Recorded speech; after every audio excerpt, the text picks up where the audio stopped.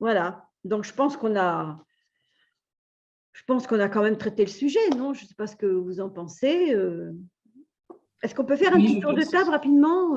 Allez, Jean-Luc, est-ce que vous auriez quelque chose à nous dire pour conclure?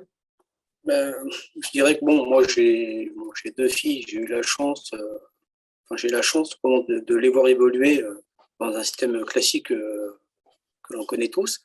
Maintenant, bon, bah, si l'une ou l'autre m'avait dit à un moment donné basculer, ça n'aurait pas été possible de leur interdire ou de lui interdire. Et je l'aurais accepté. Je veux dire, bon, étant donné que c'est ma fille, tant pis, j'aurais accepté, même sans être forcément trop d'accord sur le fond, mais comment, Après, c'est un autre comment sujet. refuser au risque de couper les ponts, quoi. Ça, c'est un autre sujet, mais on peut aborder le sujet, la réaction et le comportement qu'on peut avoir effectivement dans cette situation. Ça, en tant que parent, on peut aborder ce sujet-là lors d'une autre réunion, hein, d'un autre rendez-vous. Alors, Delphine, est-ce que vous pouvez nous dire… Oui.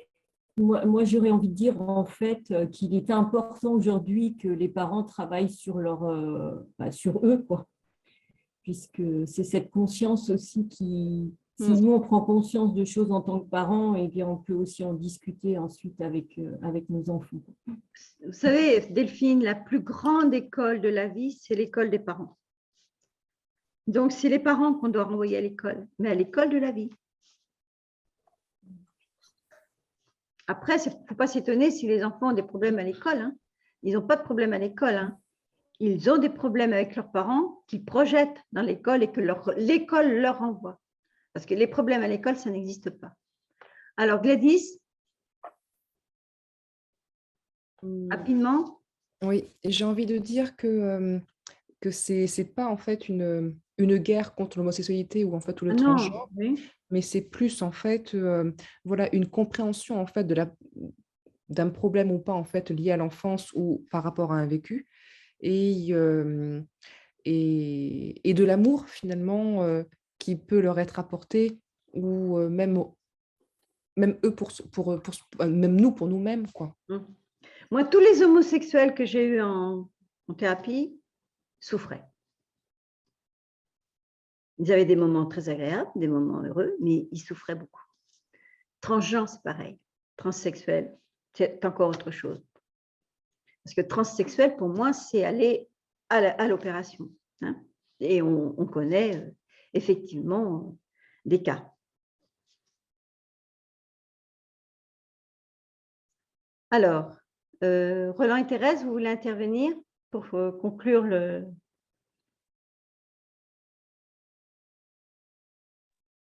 Moi, je voulais dire que là, j'ai bien pris conscience du fait que dans un couple, on cherchait dans l'autre ce qui nous manquait, en fait. Oui, aussi. Hein. Donc, voilà.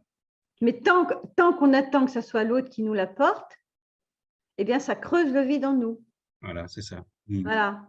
Donc, on n'est pas encore dans l'unification, on est encore dans quelque chose qui nous dissocie, quoi. Et on est dans l'attente, donc on n'est pas autonome. Jusqu'à trouver sa place, voilà. Exactement. Alors, Floriane et Benjamin. Non, c'est bon. Ok. Thérèse, pardon, tu avais peut-être quelque chose d'autre à dire? Thérèse?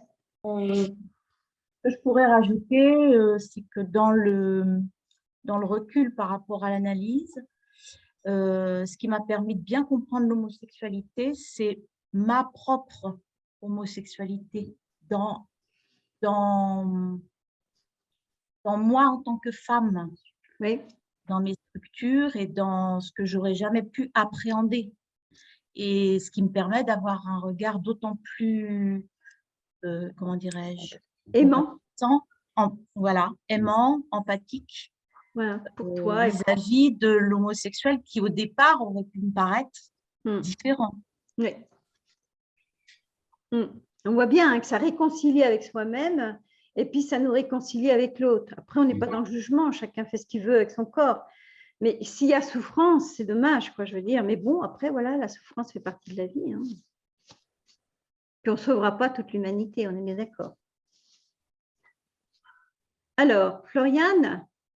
Moi, je voulais juste dire que ça me parlait beaucoup d'autant que j'étais vraiment très masculine avant. Bon, j'ai encore un petit côté masculin, mais je pense que si je n'avais pas travaillé, moi, sur ces structures-là, je pense que j'aurais pu partir du côté homosexuel. Ça, oui. Tu aurais été le garçon ou la fille? Ah, j'aurais été le garçon. Ah, bah oui. Ah, bah oui. Donc, tu aurais trouvé une fille soumise, une fille qui se serait voilà, sacrifiée pour toi, mais qu'est-ce qu'elle a vécu elle-même, qu'est-ce qu'elle aurait vécu avec ses parents pour en arriver là. C'est courant, hein, je dirais, c'est classique, quoi. Et du coup, bah, forcément, ça a aussi permis d'être moins masculine dans mon couple. Donc, Si après, la femme ne s'y retrouve pas hein, au niveau de sa profondeur, hein, sa dimension sacrée. Elle ne peut pas découvrir l'orgasme puisqu'elle est dans un genre masculin qui ne correspond pas à son sexe, à son identité. Mais il y a même des femmes qui ne savent pas que l'orgasme vaginal existe. Mais je sais. Moi, j'ai enseigné le yoga pendant 15 ans. Je peux t'assurer que je les ai secouées avec ça. Hein. Elles avaient beau arriver avec leurs beaux bijoux, leurs beaux machins, là. Je vais te dire, moi, je les recadrais. Hein. Ben voilà, encore, sinon, merci, Mathie. Ouais. Et Benjamin, tu veux dire quelque chose, Benjamin ou... Non. Après, je trouve, un petit si, parce que je trouve que c'est un sujet super intéressant vu qu'on est jeunes parents, moi et Floriane, et je trouve que sur l'évolution de notre fils, ça nous fait réfléchir. Moi, ça me fait réfléchir en tout cas. Oui, puis l'enfant va le sentir. Parce que c'est ça l'intérêt d'un être humain, de la création divine.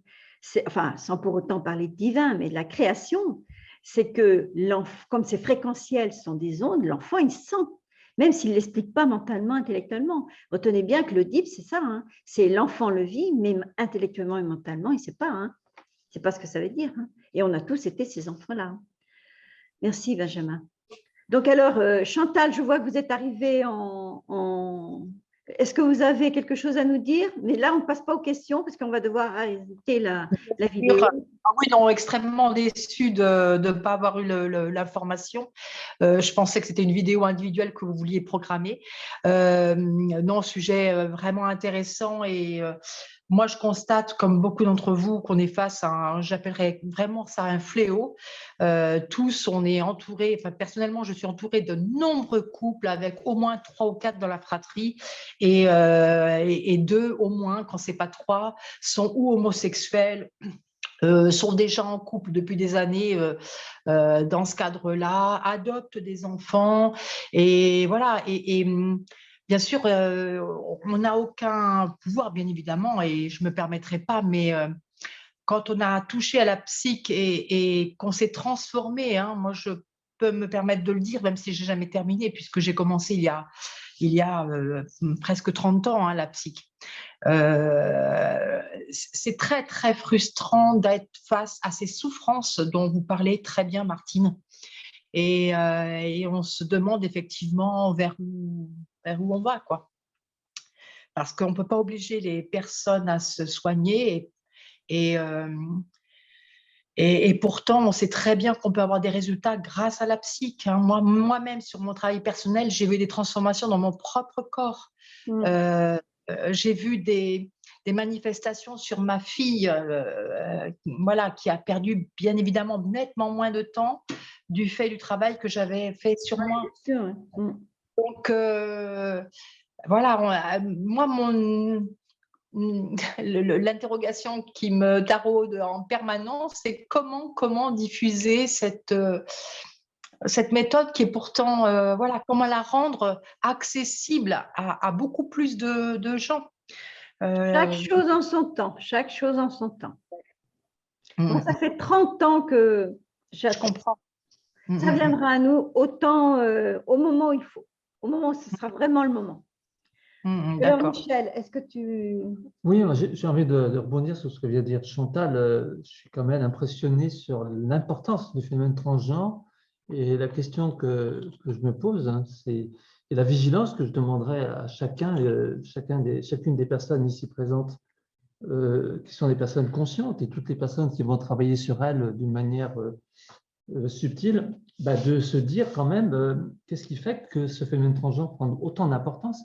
Est-ce qu'il n'y aurait pas effectivement une volonté d'une élite mondialiste de détruire les États-nations, de détruire le noyau familial et de détruire l'individu là où c'est vraiment efficace, c'est-à-dire au niveau de l'identité sexuée. Il n'y a rien de plus efficace que de toucher le sacré, le sexué. Sacré. Et donc, je pense, moi, qu'il y a une véritable intention derrière tout ça, que cette explosion du phénomène transgenre n'est pas liée au hasard. Voilà, c'est tout ce que je voudrais dire. Ils veulent tuer la création. C'est un cri d'alerte un peu que je lance par rapport à ça.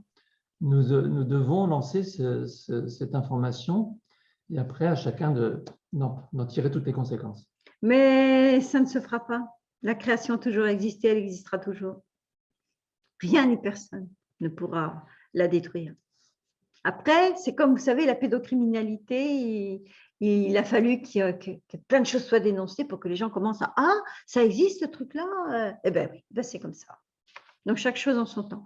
Bon, écoutez, je pense qu'on va en rester là parce que comme c'est une vidéo qui a duré quand même un petit peu plus longtemps que d'habitude, donc voilà, j'espère que le sujet vous a vraiment intéressé. Il y aura autant de questions, à mon avis, et autant de réponses à donner pour tous ceux qui voudront.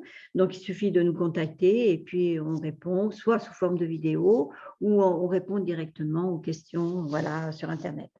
Écoutez, je vous remercie beaucoup de votre participation. Vos questions étaient très, très, très pertinentes, très fortes. Et puis, je vous dis à la prochaine fois parce qu'on va sûrement en prévoir d'autres, vous ne croyez pas, hein? D'accord? Merci Martine. Et à bientôt. Bonsoir. Merci. Bonsoir. Prenez bien soin. À bientôt, Mathis. Au revoir.